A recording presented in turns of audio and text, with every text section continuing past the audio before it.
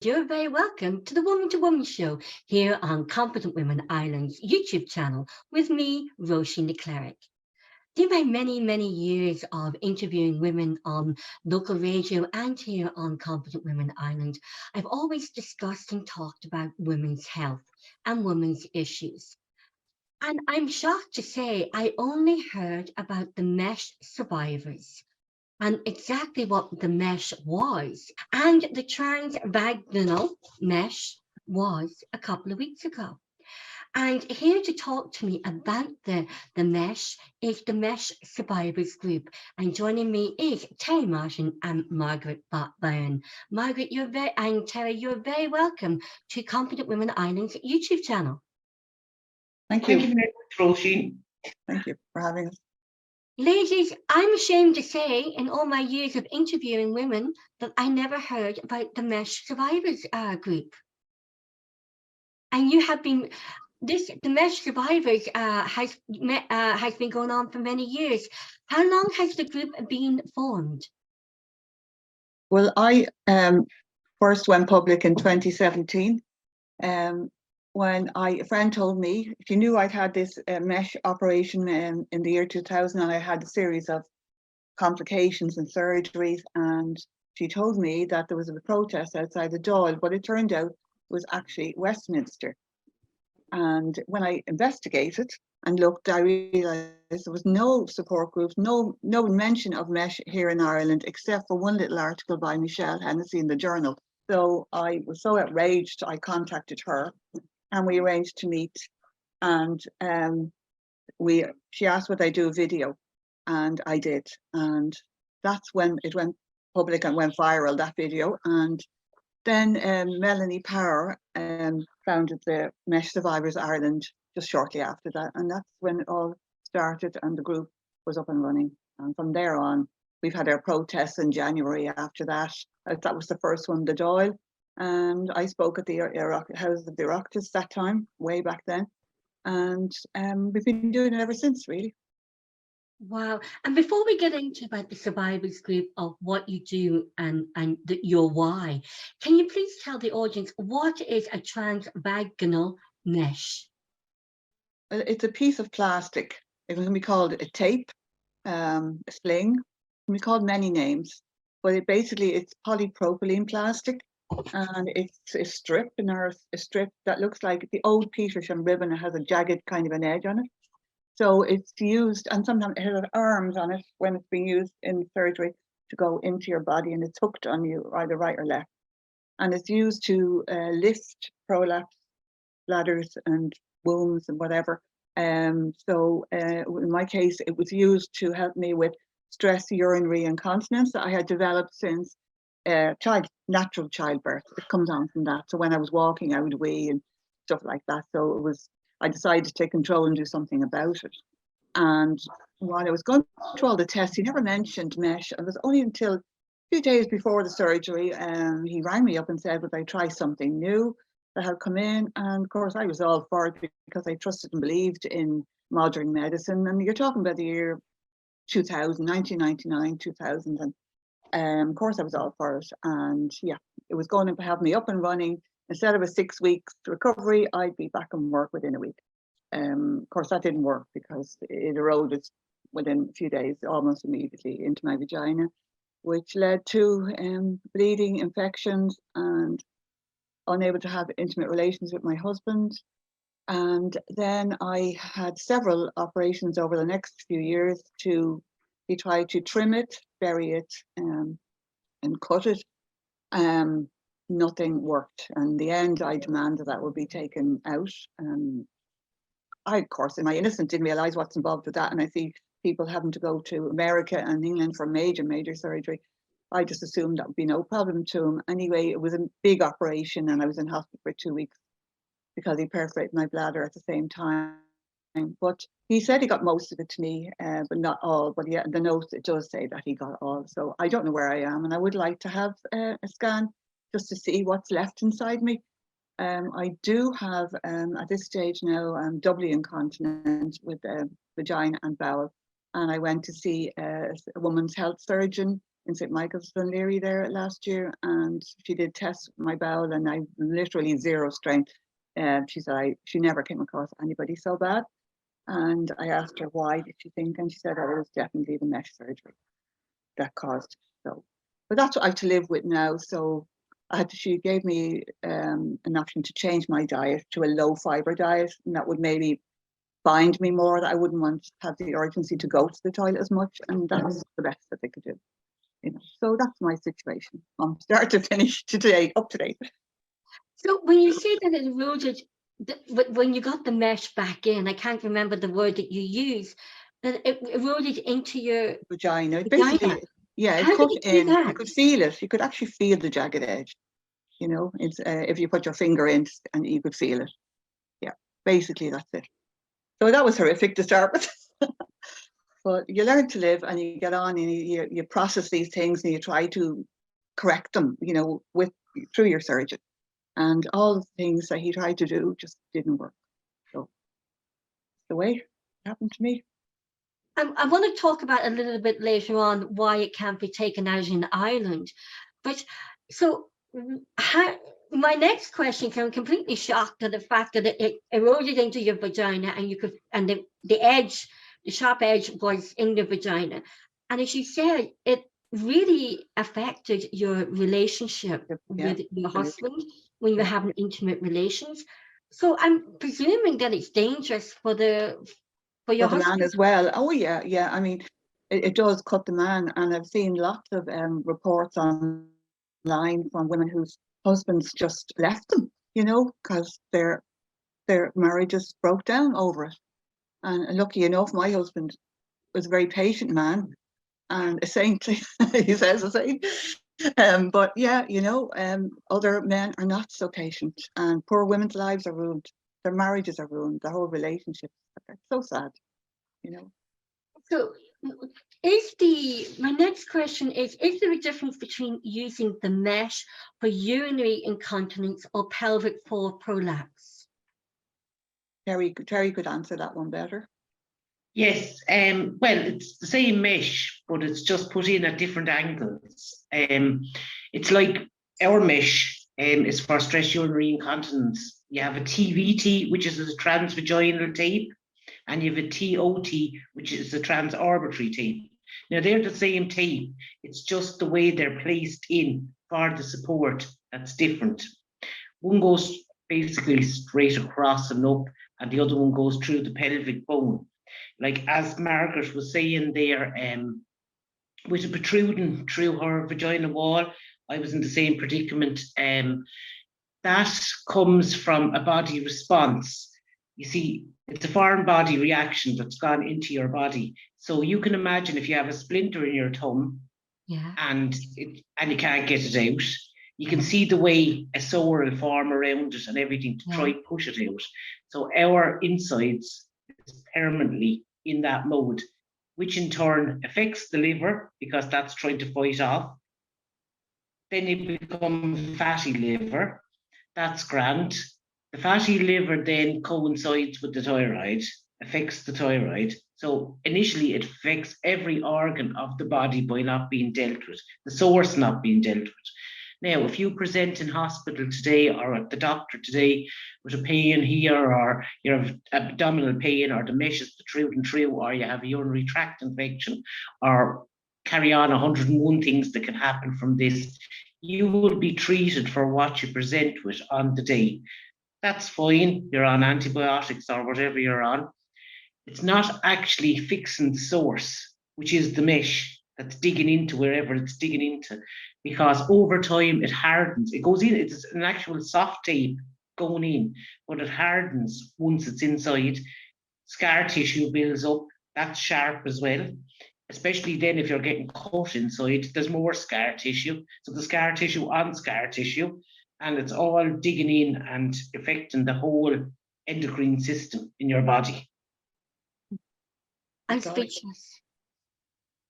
I'm in complete shock. But because we look all right. Well, I'm saying we look all right, better heads in the cabbage patch. But you know, because we look all right and we don't have a band-aid or we don't have a plaster of Paris on us, or we don't get good days. One day it could be limp, and the next day it may not be. It all depends on what way the nerve is after falling on the day. But you look all right in appearance, so people just assume, look, they're grand, like, leave them off. That seems to be what the government is at. And Terri, I was talking to you. So I don't know. I was talking to you last week, Yeah. Terri. You were actually even saying some days, even if you just bend down to pick something up, that the mesh could protrude and cut you. Yeah. It migrates around, but you see, it moves, like, it hardens. So like that, it's sticking in. It's like a wound. It's like a jagged edge, something sharp.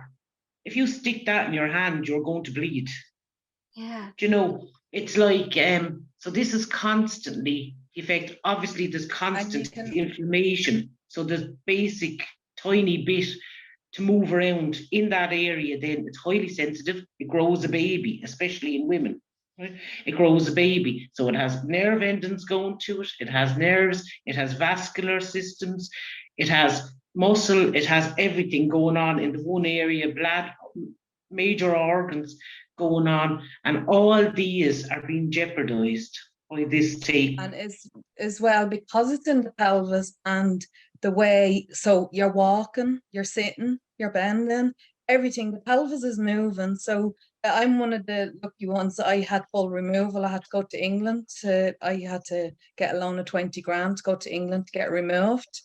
But when it was in, I could feel it gripping onto me because I had a TOT, so it was up and in around my pelvis. It was on my bones. So every time I walked, I could feel it gripping my leg back.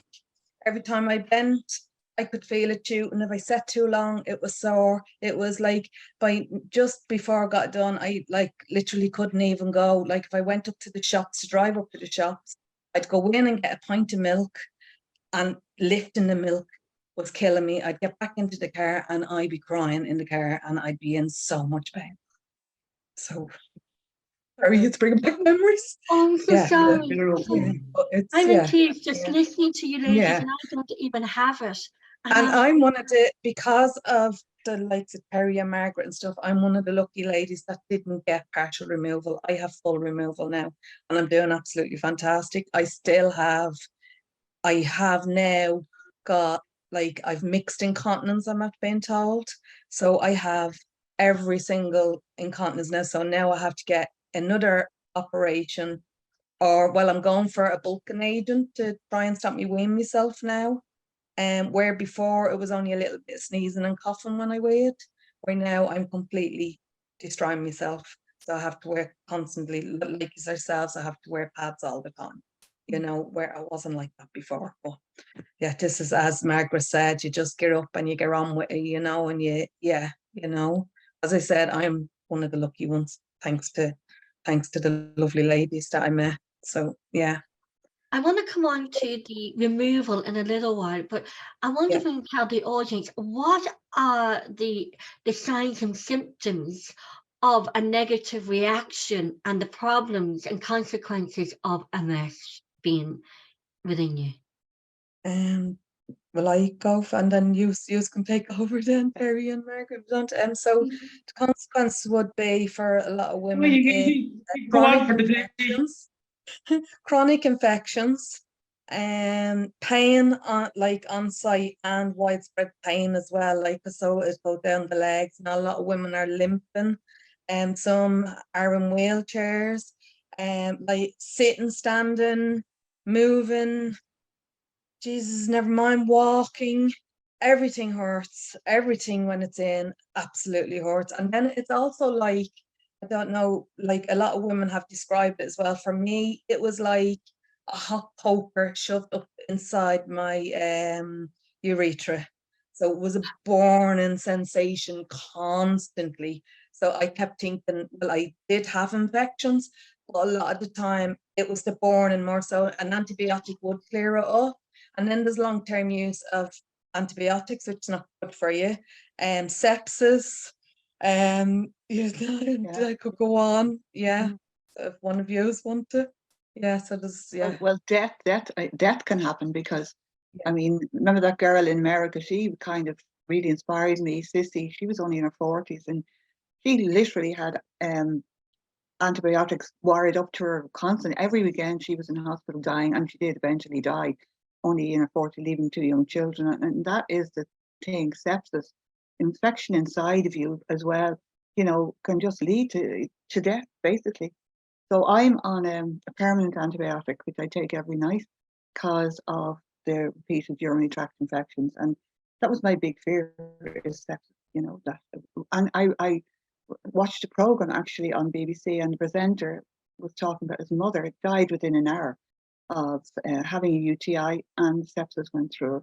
It's the biggest killer of women, they said, over 65 in the UK, is urinary tract infection. So, I mean, it's high risk, really. And we're more at risk now. People are getting, because you're on so many antibiotics, the antibiotics are not working anymore. So this is how, like, then, so it's not working for this, it goes into sepsis, and the antibiotics are not. That's right. That's what happened. Because you're so prone to the antibiotics. Very. You're so used to them. Yeah. Your body just doesn't fight her anymore. Yeah. And Terri, what was your signs and your symptoms that affected you? Well, like, it's after effect, like everybody, it affects. Like, I know these are descriptive words, Roisin. Like the physical, social, mental, emotional, sexual, spiritual factors of life, which is the whole of life. So you have the physical, which is the pain, the bleeding, the infections. The mental, which is the upset of it all, the guilt of it all, the hurt of it all. Then the emotional end of it is obviously the upset as well, the crying, the laughing. Like, if we don't laugh at ourselves, you'd be in the river. There's no point in saying any different. And like, then you have the sexual, as I said, as Margaret was saying, relationships breaks down, the intimacy is gone. Like that, you don't know whether it's your monthly period you're having, or you don't know whether it's hacking your insides out. You could bleed for 3 minutes, or you could bleed for 3 months. Therefore, you're becoming anemic and everything else, which is leading on to more problems. And then spiritually, you're sitting there going, why was I so stupid? Why me? Why is this after happening to me? You know, like, we use descriptive words because, like that, we're in interviews and it's only a quick succession of how long you can speak for. But living this life on a constant day basis, and the factor that the government have us waiting now, 6 years they've been made aware of this. 6 years. Right. 6 years in November. They know about this. They said they didn't know about it before. Now, lots have been done, don't get me wrong. HPRA, the regulators, is after doing an awful lot. They seem to be the only crowd that's really acting upon it. Simon Harris sent out learning reports to the maternity sections of the hospitals, which I think GPs and casualty should have been informed as well, because they're your first port to call. But he did that. Then he ordered the Chief Medical Officer's report from Tony Holohan, which became available in 2018, November as well. So them recommendations he suggested, the HSE implementation plan, all these boxes are being ticked at hierarchy level, but at our level, we're all still the same as we were that day in 2017 when we presented with this. So there's a disconnect between hierarchy and coming down the line to the ordinary GP and local level, and to what about, you know, so there's a disconnect coming there through the channels. Oh yeah, and like that, even to the response I got today, they said they have this overseeing committee in it, and it's the Cork Mesh Centre and the Dublin Mesh Centre, which is the maternity hospital in Dublin. And like, it was even said on the Oireachtas meeting, like, they don't know what Dublin is doing. They're doing their own thing down in Cork, that they don't collaborate. Now, I suppose they do, but like, who do you believe? Like, you're supposed to trust in this profession. This is the profession that's after getting us into this situation. And now we're supposed to trust them when we know that they're, like, gaslighting. Like, it couldn't be any more obvious as the nose on her face. Do you know what I mean? Like, it's gaslighting the whole way. It's the language being used. Like, the HSE actually has a webpage for mesh. It was directed from the Chief Medical Officer's recommendations. They put up that webpage. They used words in that webpage such as minority and majority. Now, they had no data to go on originally. So if you don't have an original figure, how can you say minority or majority? That's like us saying, oh, the majority of the people in Ireland has mesh, because we don't know. And now it seems that they're taking random mesh people that's going in for treatments that are unaware, are not prepared, and they're mining information from them, which is disgusting as far as I'm concerned, because like that, we as a society, we're women. You have to get on with things. Margaret's after saying it to you. Like, how are you today? I'm grand, how are you doing? And you could be in bits, but there's no point in you, putting it on somebody else that you're in bits. You just try to get on with it as best you can.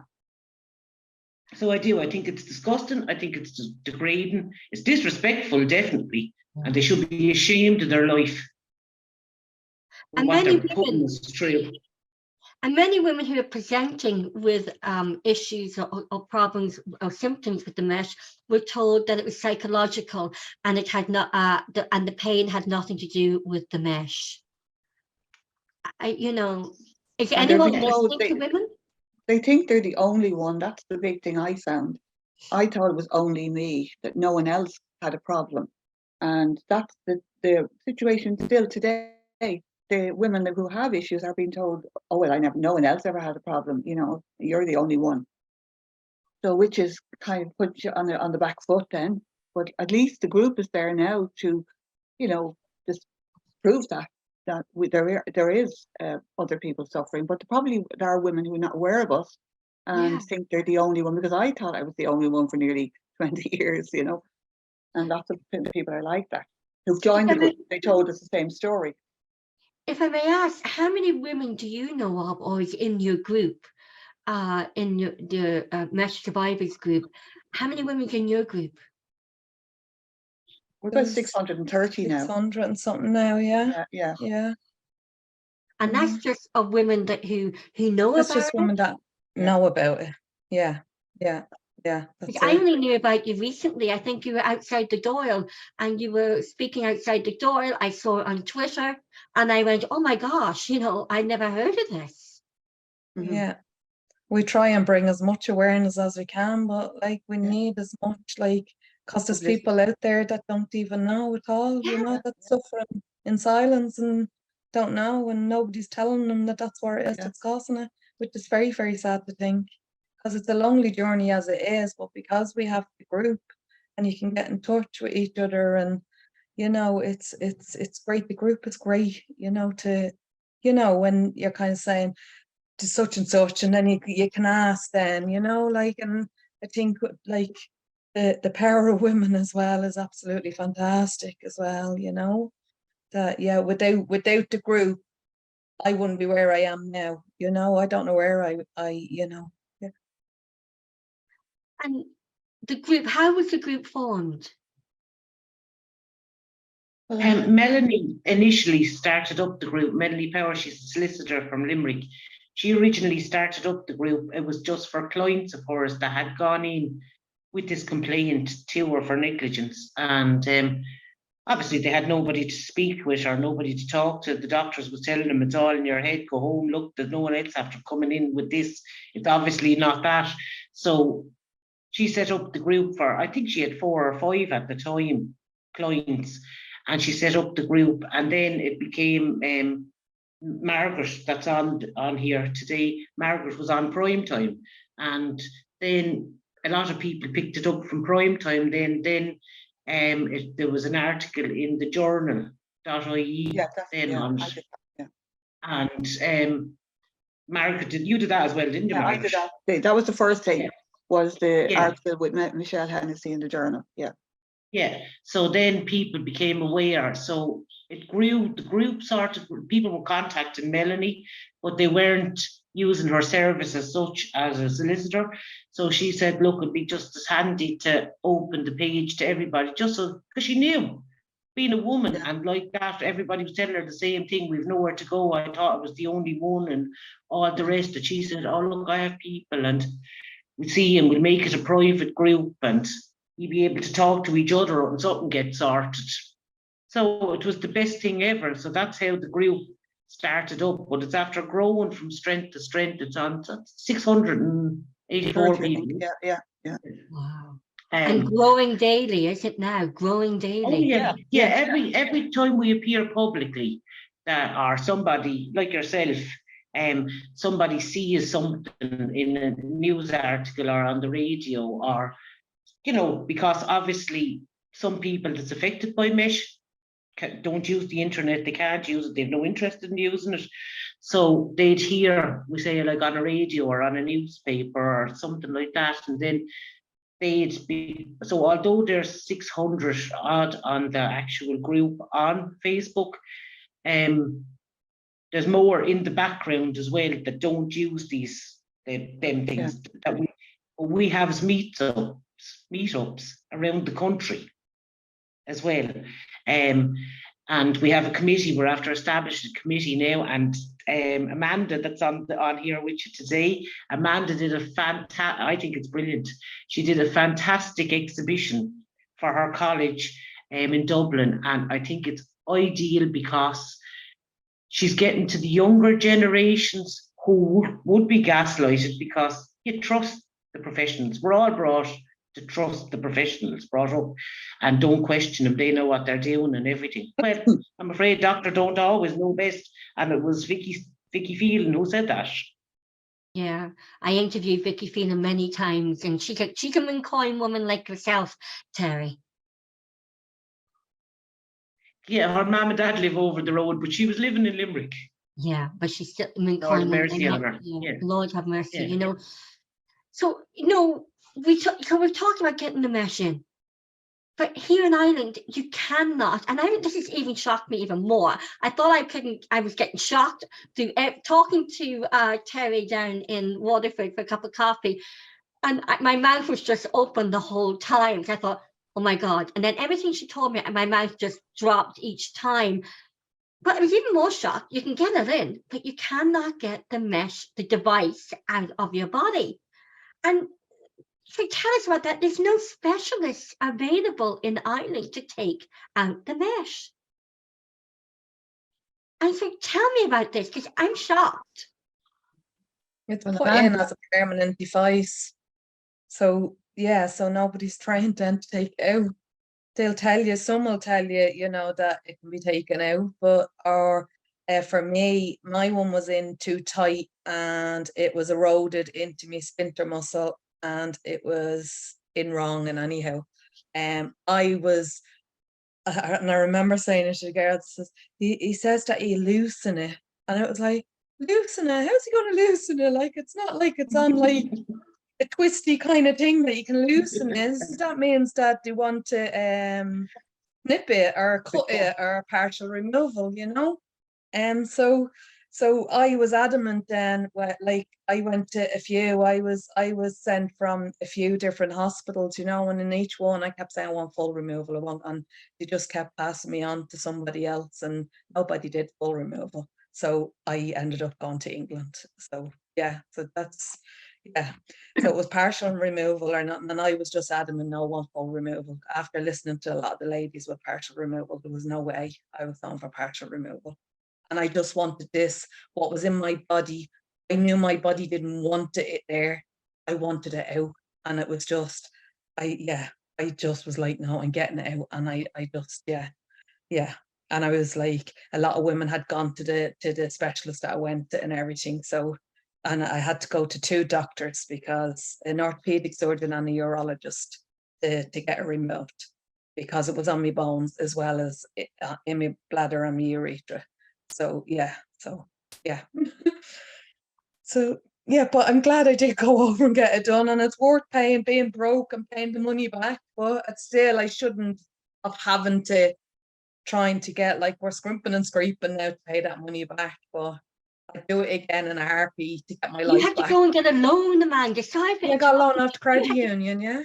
Yeah, I got a So loan, still paying it back, yeah. Yeah, off the credit union. Yeah, you had to get yeah, a loan to take it out yeah, and yeah. fly to England. So not only was Yeah, it and the plus it loan, was during COVID, so I had to stay longer. I had to isolate beforehand, and then I had to stay before I was allowed back on the plane.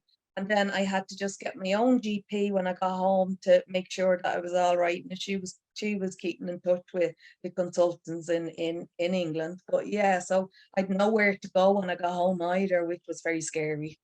You know, like if I had to come home, which I didn't, is it a cataracts? Is that the name of the Catheter, yeah, Catheter. yeah, catheter. catheter? If I had to come home with that, you know what I mean? So I was kind of like, I just kept in my head that I won't need it, I'm going to be fine. And I just had to have a positive outlook, you know, and I was. No, don't get me wrong, I had to get a wheelchair going onto the plane and a wheelchair coming off the plane because I couldn't walk, you know what I mean? So, and I literally I was on 2 crutches when I got home.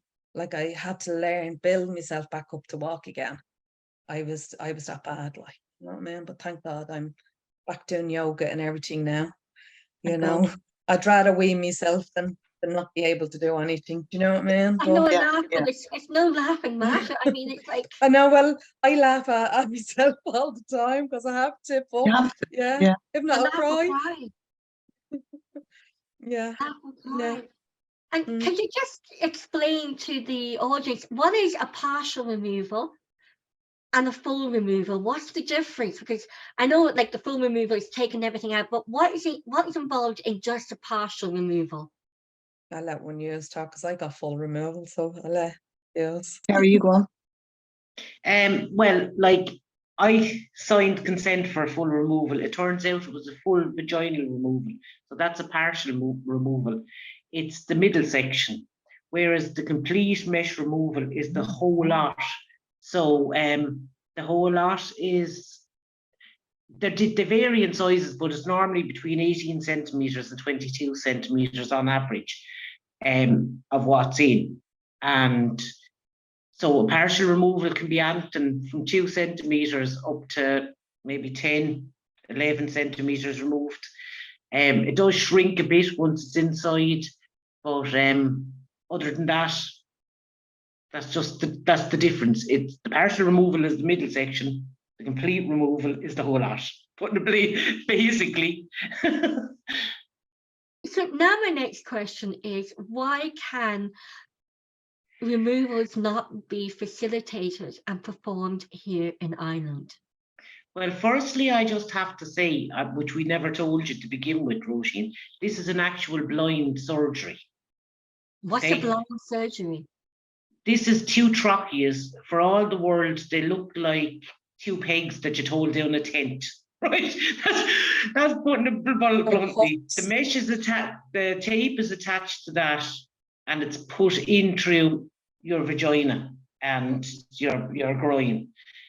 So until it's in and until the cystoscope can pick up where it's going, they don't know what organs, veins, arteries, muscle it's going in. What? So once it's in, then obviously you're going to get scar tissue. That was the whole way it was designed. It was designed to never come out. So it goes in, the scar tissue then builds around it and supports the bladder or well, the urethra. So there won't be any leaks. That was the plan. But again, all that had happened, obviously, is a bacterial area where it's going in through anyway. So it was after breaking up and eroding and corroding and migrating and everything else before it got to do the job that it was intended to do. So it just caused problems. Then obviously, yeah, your body had a reaction to it.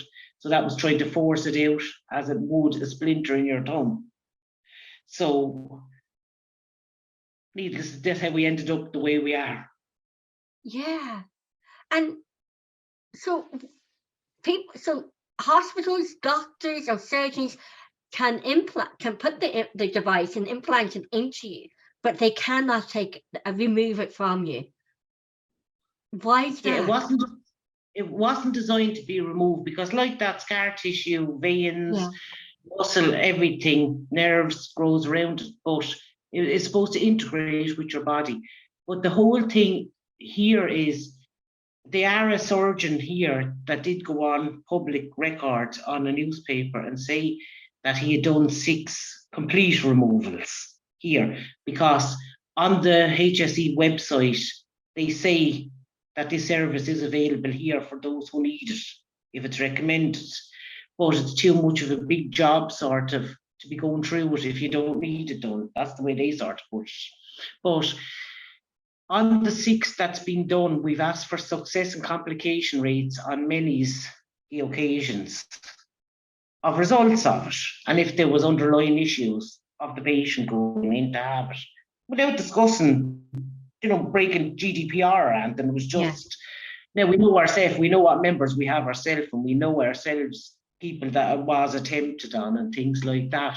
But that's not concrete evidence, if you want to call it that. So we've just been denied, like even to up to last week, that data still isn't available. So, like, we know from people going over to the UK to have it removed, there was a report from that came back. Everybody in Amanda's case had to take out big, huge loans to go. The price ranges between £20,000 and £40,000. But why is people going to the UK, Terri? Why are they not getting it done here? Because it's not being offered here. You see, this is what I'm saying. We're relying on somebody that's indirectly associated with our health to make a decision on whether we're allowed to have it out or not. It's like you go to the consultant. If they see fit that you should have a translabial scan, they'll refer you after we lobby in the Dáil for it. Instead of saying, well, you think the mesh is your problem, I'll send you for a scan. Even if it's not, it'll rule it out. This thing costs 1.3 million. Do you know what I mean? We may as well use it. Yeah. It costs 1.3 million, and how many women are using it and availing of this scanner? I think 19 people has after been scanned by it since they got it. But there's 2 of them. One's in Dublin and one's in Cork. And the lady came over twice from the UK to do it. So the first day there was 10 down, but I think 9 showed up. And I think either 8 showed up on the second go. But there was 10 down. So we said, we just make it as the 10 to make it handy. So 20 people got done for 1.3 million. So you mean to tell me the government, Department of Health, have paid 1.3 million? Is it for 1 scan or 2 scanners? 2 scanners, but they said the one in Hollis, up until the Oireachtas committee that we were at last year, they said that a component for the one in Dublin wasn't working. So they got that fixed. 1.3 million, and only 3 women have availed of the scan. No, we're saying around 20 women. We say 80 to 20 men, yeah. That's a disgrace. That is a disgrace. Mm-hmm. And so I applied to get it done over a year ago. I've heard nothing, so, and I got I think there's them to say that I want to stay on the waiting list. And I said, yeah, okay, so. Yeah, I've been talking to a few women that have applied for it as well and still waiting. Yeah, and then some women are not being offered it either, which, as Terri said, it should be the first thing to say, right, we'll go in and see what this is doing before they rule at now. Do you know what I mean? Like for any other illness, they would do that, Yeah, exactly. I don't understand why they're not sending women. So is this a gynecologist? Because it seems, is this a gynecologist consultant that makes the decision of who goes for the scan and who gets the partial or fully removal? Yes, but it's not any gynecologist. It's the gynecologist in the mesh centres. Oh, so there's a specialised gynecologist who specialises in the mesh. Yeah, in the 2 mesh centres. One is in Hollis Street and one is in Cork. Wow, ladies, again, it's like they have to. Yeah, it's closed ship, closed ranks. So it's, if they give us permission, it's like we're spoiled children. Like, oh, you'll be rewarded if we think, we're grown adults. We know we have a complaint. We never had so much as a head cold before we got this. Now all of a sudden our whole lives and worlds and bodies are falling apart. But no, it's up to somebody who's indirectly, that's getting a wage packet for this, that's making the decisions. And and if they're gynecologists, I'm not saying anything, my daughter's a doctor, so like, but they are making an academic research decision, and yet they don't really know, really, they're not listening to the women. And they are making an academic research, medical analysis. Whereas if they listen to the women, they would know there's a problem. There's an issue. Tell me, how do you deal with the pain? With the pain? Yeah. Well, there's concoctions of tablets, like. Yeah, loads of painkillers. Yeah, loads of painkillers. But well, personally, I tries not to. I tries to do a holistic thing myself, but like that, because otherwise it's just you're a walking chemist. I'm a walking chemist anyway, but you know, It's them being allergic to a lot of the medication as well. So I couldn't take a lot of painkillers. Yeah. Do you know what I mean? Just, yeah, you just can't take them. So you just, yeah, as you know, you're trying different things. You're trying to rest. You're trying to, yeah. And they're Trying to do addictive too, holistic. aren't they? They're addictive. You'd be They're going addicted. around Oh God, yeah. zombified. And then they would That's no, destroy your whole that's no stomach. quality of life either.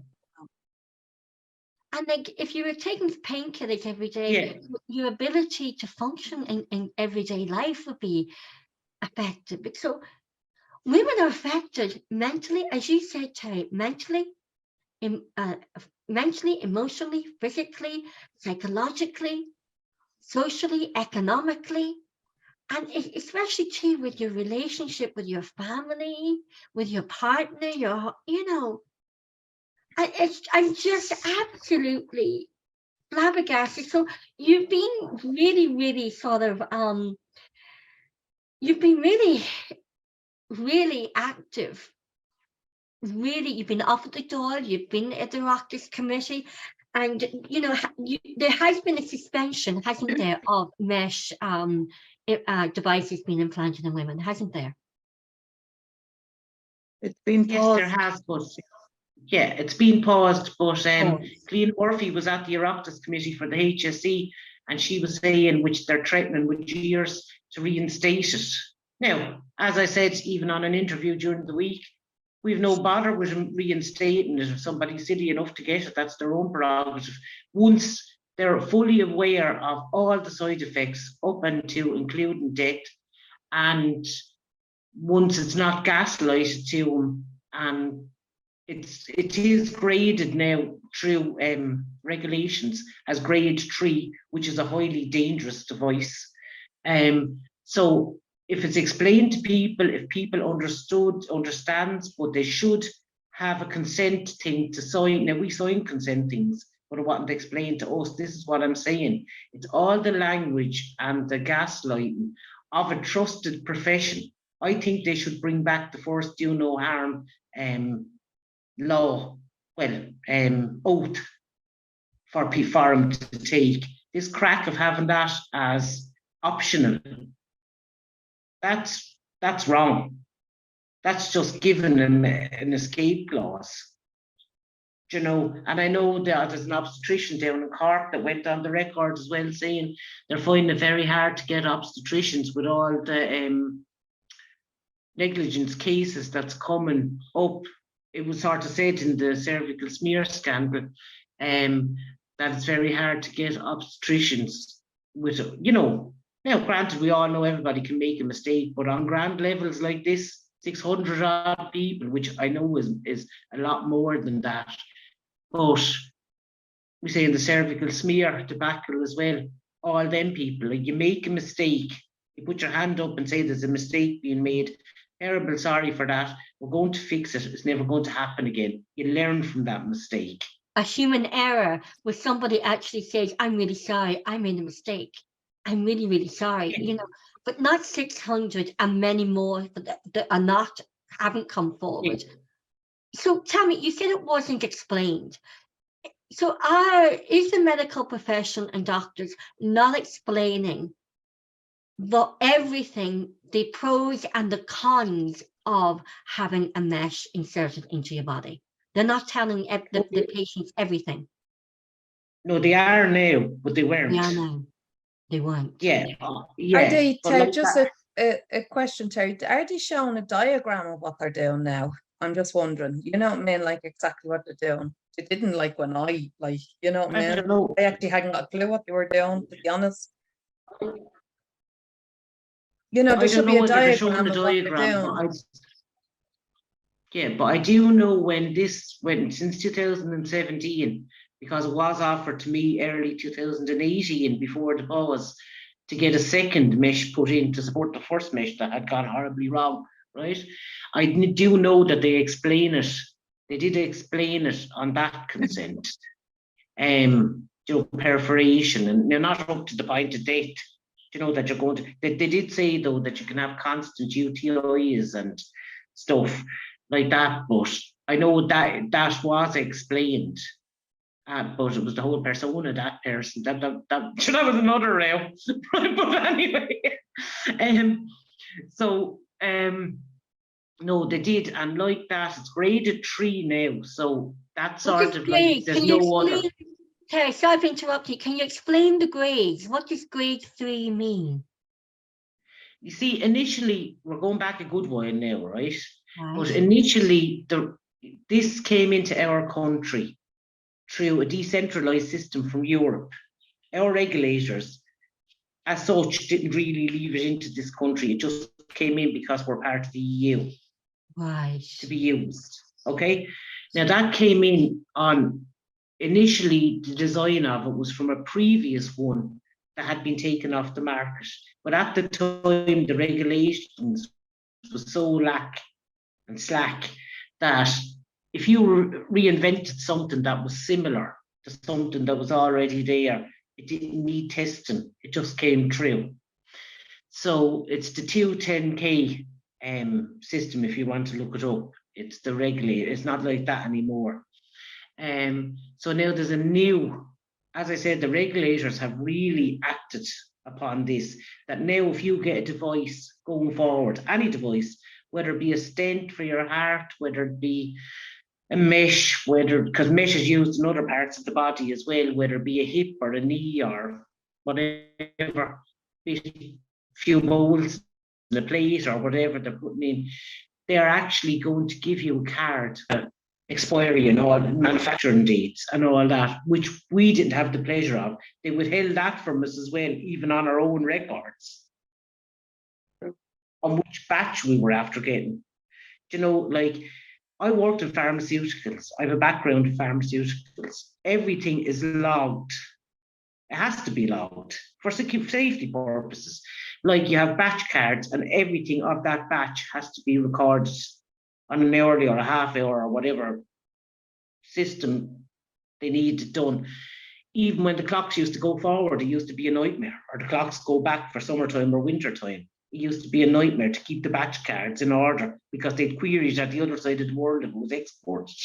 Do you get me? 2 1 o'clocks in the one day, or that sort of way. Yeah. So everything has to be recorded. So for them to come back and say they don't know how many meshes was put in, they don't know how many meshes they went through. This is what I'm saying about this gaslighting and all that malarkey. Like everything down to a pen has to be accounted for within the HSE. Yeah. Like even to the community nurses that's out in the community, if they're signing for a plaster, they have to say how many plasters they're using. Do you know what I mean? Like everything is accounted for. It has to be for budget.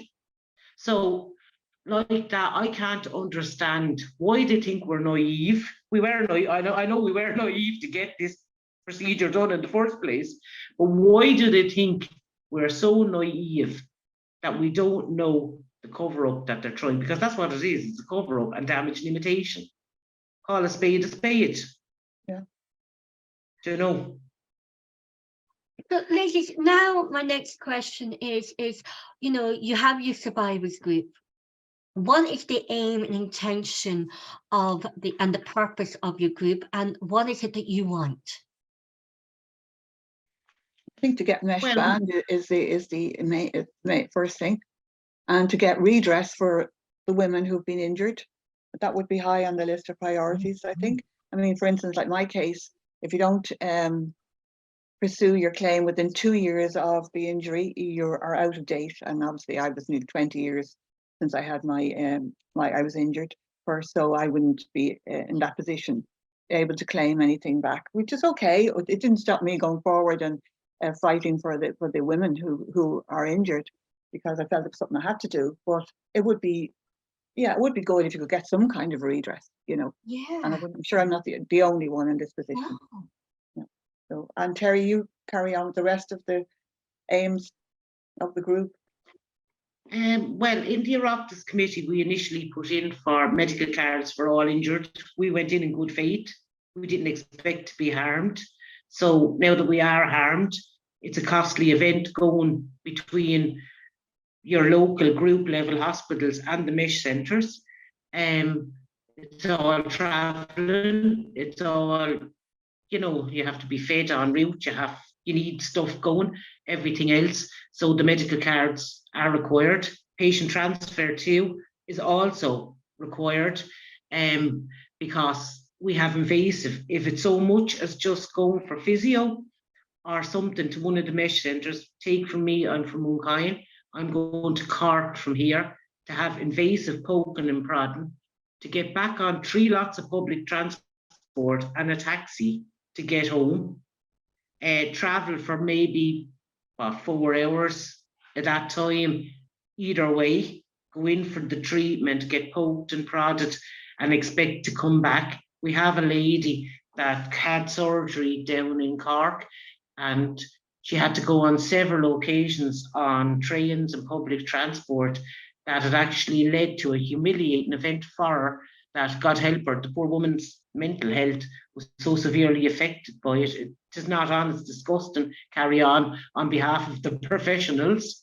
And like, there's no need for it. There's also people living rurally that's looking for, they're looking for primary certs to get their vehicles under the disability, but sure, that's another minefield, because they resigned, their whole committee resigned 2.5 years ago, and it hasn't been replaced yet. So they can't do anything about that. So anybody disabled can't avail of transport. There was one lady, I think she was on the news, or she was on the newspaper there last week. She's actually missing a limb, and she was refused an adapted vehicle. Like, I don't know, the whole system has gone to pot. Then what else were we? The redress, naturally, that was a part of it. The likes of anybody who couldn't wait, we say, like in Amanda's case, was a dire need of having some sort of assistance to help her get through her daily living needs, that she needs to be reimbursed. Look at the stress, the hardship, and the worry that's associated with getting a loan of 20,000 euros when you're not in a job. Look at the stress of that alone. Should that take the health off anybody? Yeah. Do you know what I mean? It affects relationships, as if the device and the whole experience itself isn't having an impact on relationships. To add money worries to it and everything else, and trying to pay back. And then you have the husband. Now, God forbid, this is a terrible thing to say, and I shouldn't be saying it being a woman, but if he's getting nothing out of the relationship, why should he pay for the doctor's costs? Why should he scooch around or assist you in any way? It'd be just as well for him to go off and get a spare and entertain himself and the spare with that. You know, like, you have to be realistic about these things as well. Do you know what I mean? And this is what we've been pushed into, because, as I said, we went in good faith to have a procedure that was supposed to help us. It was supposed to ease our plight and everything else, and all it's done is destroyed our lives, destroyed the diversities of families, destroyed our employment, colleagues, social aspect, trying to go out or make arrangements for a wedding, or, as you know, a wedding, right? A wedding happens. Everybody has to know now, well in advance, who's going, who isn't going, because the costs of the weddings, right? And you can't commit to that. Like, you just have to say, no, look, just go ahead without me. Thanks for the invite and everything. Because you don't want to put somebody out by 60 or 120 euros for you and a partner or a friend or whatever to go when you don't know up till that morning whether you can go or not. You know, it's an utter disgrace. And I know I'm here giving out and I to be angry and everything. And I have me days of tears as well. But as Margaret says, you just have to keep a brave face on things. We have, honestly speaking, we have no quality of life. It's an existence. You're living, like in my case, right, I'm not working. I'm on my own because my partner left. Everything is a constant worry and a constant stress. Like that, you're living hand to mouth. You're lucky to live hand to mouth. Like, you can't treat yourself. Like, you see a pair of runners in town, obviously the cost of living's gone up, so you're not getting them anyway. But when they were a bit cheaper, you couldn't, because you're there to yourself. No, I might get an appointment next week. I have to get to there. I have to get something to eat en route. I better keep that back. Do you know, and it's no formal living, and I'm not going to get emotional now, so I'll pass the money, you girls, you can carry on. I'm emotional listening to you, ladies. Like, I am emotional listening to you. And I'm going, like, there for the grace of God go any woman. True. Very true. You know, childbirth, menopause, or anything else. But to have that foreign body put inside you, and it perforates the womb and everything else, the cutting, even just, as Terry said to me, that even just to bend down and pick something up, you can't walk. You have to give up your work. Yeah. Like, that is, you know, and I keep saying it, and I used to say it when I was on radio. We here in Ireland, there's so many scandals due to women and women's health, from, you know, from the marriage bar down to the mother and baby homes, to the cervical cancer, to, you know, down to the domestic violence, how women are treated. Everything to do with women's health is just parked, sidelined, and moved on and covered up. We need a department of women, and we also need a minister of women as well, because it's got to the stage in Ireland that women's health and everything to do with women is just ignored. And you said that, like, Terry, that there is excuse me, I'm just emotional. You know, I'm emotional because I'm a woman and I'm listening to other women go through this pain. You know, that there is standards for 1.3 million, and only maybe 20 women have availed of it. Yeah. Women are just not listened to here in Ireland. We're ignored. But 13 million was given. That's why we have to shout, Terry. Shout very loud. Yeah. And it's a very personal, where it's put in is very private and very personal as well. You know, and around like the vagina area and stuff, and a lot of women won't even mention and the older generation, they weren't even brought up like that to speak openly. Even our generation kind of still you feel awkward about it. You know, the younger generation is, you know, they're great now, but you know, it's very, very private and personal, you know, when you're getting it out there, you know, and then, you know, then there's the side of, oh, she's the one that has that thing poking out of her, or what, you know what I mean? Or you know, like it's you know, it's not kind of, it's just very, very, very personal area, and that for us to get up and go out and shout about her, as you said, Margaret, is like, you know, it takes a lot out of us as well, and to explain ourselves all the time as well, over and over, which we want to do, you know, but like even the last day outside the doll, we had banners and stuff with us, and people were coming over and asking us questions.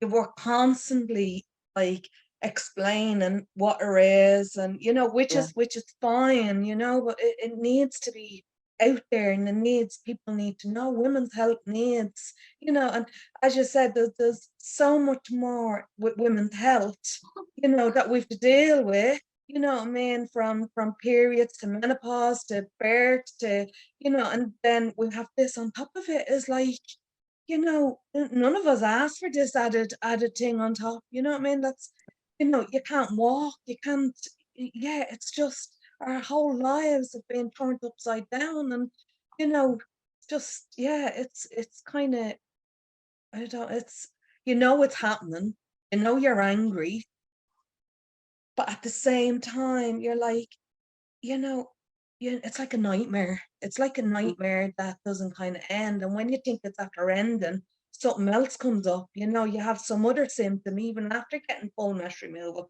partial removal, you've got something else happening then, you know? You know, you've got like complete incontinence, or you've got like with partial removal, you've got that, you know, nerve pain, leg pain, migrating, it migrates into different organs, you know, you're just, you know, but like, as Mark said, all we can do is shout and just get her out Oh, there to yeah, let women know, especially the older generation, that I'm sure there's tons of them that won't even speak about it. And even if they think, like, sure, I even know girls the same age as myself that, like, a friend of a friend will say has it, and she won't kind of, you know, she's, you know. And then there's another like friend of mine that our sister-in-law like has it, and she's like, or a mother-in-law sister, sorry, it is, that like she's just kind of like, oh, just get on with it. But she's in bits. The girl is absolutely in bits, and after having partial removals and everything else, and she's just not doing, you know, she won't join the pan. Like, you advise people, you can only advise people so much as that's well, right. you know. Yeah. But you know, to join the page, it's great. You know, you learn everything there is. But I suppose everybody's at different stages of the journey, Right. I suppose, you know. But I think, yeah, women need to be there for women, and there should be, you know, yeah, there should be even different clinics for different things. I know we're at the mesh clinic, but there should be one for menopause, there should be one for gynae, there is gynae, but do you know what I mean? There should be different sections for women's health. It should be 100%. 100%. Yeah, 100%. Yeah. And Yeah. But they what's are, they are, they that's what I are, was going to ask. Yeah. they are. There's a new incentive, you see. It's the Women's Health, the National Women's and Infancy Health Programme is running it. And it's a whole health, it's like the women's health in the last budget got 13 million. Mm-hmm. Do you know what I mean? That was towards menopause, that was towards the neonatal diagnostics for the little babies that's not even born yet, and obviously the abortion and all that comes into it as well, and the mesh. But like that, they got the 13 million, that they are doing advancements in different things, but I question that.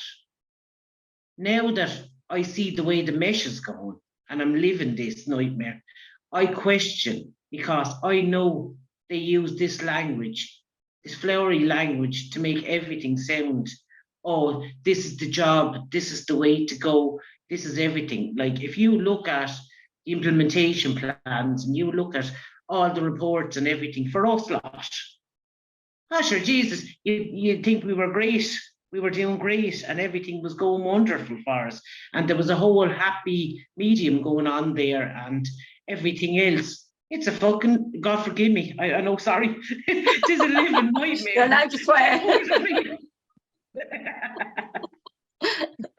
you know That's what? why I don't do interviews. Ladies, is there where are you getting political support? Are you getting political PR? Are you just getting word salad, or are you actually getting proactive action? No, we have a load of support, and like that, they're chasing up. But sure, like, you still have to go through the Department of Health. You still have to go. Do I think Leinster House is our problem? Personally, no, I don't. Not in a million years do I think Leinster House is our problem. Like, now, granted, as I said, Stephen Donnelly, he's after upping a gear, which is great, and I appreciate that. And we appreciate it as a group. But we have great support across the board. Nobody can believe this is actually happening and being allowed. But yet, as I said, everything looks great at the implementation plans, but at ground level, there's no action. Not like, I'm still the same as I was, if not worse, since I was in 2017. From some of the interventions suggested. Do you get me? Like, obviously you have to go with their suggestions, because otherwise they say we refuse treatment. So you have to do it, right? I sort of had an idea going there, whether it be my own mind or not, because I don't trust them. But because that's rightly, trust is really, really after breaking down. And for, not just for me, but for a trust in profession. That's the worst case scenario, I believe, that any doctor or consultant can deal with, is a trust breaking down. Because, like, I knew I had to go get these things done, otherwise they say you're refusing treatment, and then it would have been something for them to go on. So, and because we're limited to our options, like, we know there's more options out there. Globally, we know. And that's why we're going for choice, access and funding. This is why we're after Lens Trails. What is choice, access and funding? Well, choice in the fact that if I want to go to the moon to get it completely removed, that I'm allowed to go. And because we never had a choice in getting it. We were gaslighted into getting it. We didn't know what we were getting, and we're in this position. Then the access clearly is that you can get going, and that they'll support you financially going, because like that, if you're not working, you don't have anything. Those that have gone, that they are reimbursed, that they might be able to put that money towards the loan that they're after getting, or for other treatments that they may need.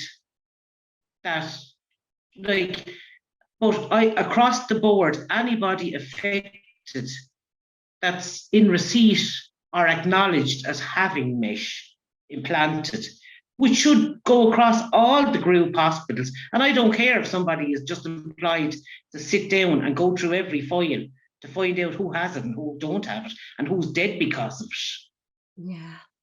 And that's making an accusation now, and I know it's making an accusation, but that person probably died, and it was, I don't know, due to a heart defect or something like that. But did that person have mesh? Like, was that the problem? As I said, you're treated for whatever you present with on that day. So you're going in with indigestion into the doctor. He's giving you a few tablets or whatever for your stomach, for indigestion, acid reflux or whatever. What's causing the acid reflux? If you have mesh, more than likely it's the toxicity that's coming from your liver and your pancreas that's going into your stomach wall that's causing an infection there. Maybe that's why it is, but that's not researched. This is what I'm saying. That's what annoys me about this whole thing. You're treated for, yeah, which is great that you are treated for, and they're very attentive, and I've nothing at ground level, I have nothing to say to the actual staffs or anybody that tries to, they can't even believe what we're going through. Do you know what I mean? And they're very empathic, very sympathetic, and they try their best. And like that, obviously you get them everywhere, you're going to get the oddball. But other than that, they try to be as much assistance to them as they possibly can. But our bloods is all to do what's going on in our body, and our blood levels, and like that, they can be grand today and tomorrow they'll be all over the place, next week they're all over the place. But this needs to be ran on a course of 3 or 6 months. I know it's a pain going into the hospital or the doctor or whatever for all them times, but the pattern shows then you don't have to keep explaining yourself, but you may as well be talking to a wall as that, unless you keep chasing it up. Yeah. Do you know that sort of way? I am so sorry that this has happened to you, and that's, I know you shouldn't have to cool, apologize. but like, I just, like, as a woman, I'm listening to you, and even last week I was tightening my legs, I was holding my stomach, I was going, oh no, you know. And even every time I bent down to pick something up, I thought of Terry, I thought of you, and go, oh my God, not every woman can just bend down and pick anything up. You know, there's consequences even to that. And Helen, you had a heart operation as well? Not Helen, sorry, Terry. Oh, me? Terry, yeah, you had Yeah, a bypass. yeah. I mean, I did, yeah, just last So- year. so ladies, okay, so briefly, you know, what's the next step for you? Where do we go from here? What does the Mesh Survivors Group do from? What's your next step? What's your next plan going forward? Let's be protesting, I suppose, is what we can do, and getting as much publicity like yourself there, people like you coming on board and spreading the word, and political support as well is vital, I think. Terry, what do you think? Sorry, dog has gone mad. The dog's having an input. Oh, we love dogs. I have a cat. Sorry, Yeah. Sorry, You're grand. the paper boy arrived. Ladies, will you keep the Confident Women Islands Woman to Woman show and myself? Will you keep me up to date with what's going on? And if there's anything, I mean, no matter how small or how big or what you might think is trivial, but if it's of value and important to you, then this is important to Confident Women Island. Will you keep me up to date? We will, of course, Roisin, and thank you so much for having us on, and thank you for the interviews, and thank you for everything. And like that with Nikki, the interview is Saturday morning. At 9:15, yeah, and it'll probably be up on SoundCloud as well. Nikki Byrne of here in Kilkenny, on the local radio. So and thanks so much for having an interest in supporting us as well. We do appreciate it, because the more awareness we make of this, the more chance we have of having the choice, access and funding and the redress and the daily living needs. Yeah. You know, granted to us. Like, we're not being unfair, we're not being greedy. No, we're not. We're after trying to be patient. It's after going 6 on. years is a long time being 6 patient. years. Yeah. You know, like 6 hours in pain is an awful long time. And we do have good days, don't get it wrong. Like, we do have good days and bad days. But like that, to be just, the response today really, I have to say, did rattle me, because I know them women are going in vulnerable in for treatments, and they're unsuspecting that they're being mined for information while they're in there. Like, that is disgusting. Whatever way you paint that, that's horrible. Because they're vulnerable, they're in there. As I said, you can't take it as the actual thing, because how are you today? Sure, I'm grand. They could be in bits, but they'll say they're grand, because they like that, they're a mother, they have young children at home, or they have adult children at home, or they're supposed to be going to that wedding at the end of the week. They don't want to be kept in hospital. None of us wants to be sick. No. Do you know what I mean? So, I'm grand. Well, your blood pressure is through the roof there. Look, I'm a bit nervous about coming in here. You're trying to fob it off. So they're not actually getting the truth of the matter, whereas they're mining. I can't believe they're mining information out of a random selection of people when there's a support group in place, and they know we have a support group with a committee that they don't have to deal with me. They could deal with Margaret, they could deal with Amanda, they could deal with Louise, they could deal with anybody that's on that committee. Do you know what I mean? Like, but they just don't want to let us know, because what is it? We're, to put it bluntly, the bit of shit on their shoe. I don't think so. The only professionals, as I said before, at the HPRA meeting is the crowd that has it in them, because we know exactly what makes it tick. It's not textbook of the way it was supposed to work. No. Well, ladies, keep me in contact, as I said, and I just wish that if I had a wish right now, I would wish that we could take the pain away from you. But how women can do that is we can fight for you. We can use our voices. We can actually even let me know when you're up outside protesting again at the door. I'll be there with you, ladies, if I can.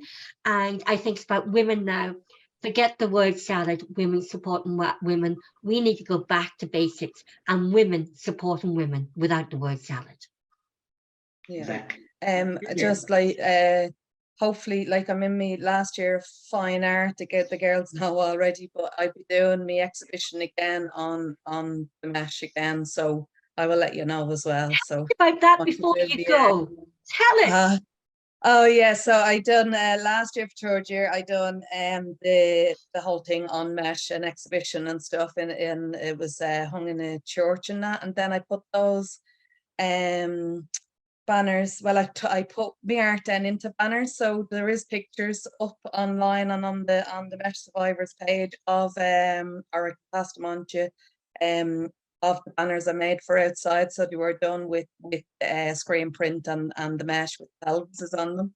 So next year now, well, this year coming now, so I'll be in my fourth year, so I have to do a grad show. So I will be doing it on women's health and open conversations about women's health and the mesh. The mesh, definitely 100%. I'll be doing that on.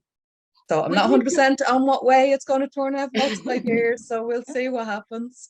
But like that's my way of kind of helping myself and helping other women. So yeah.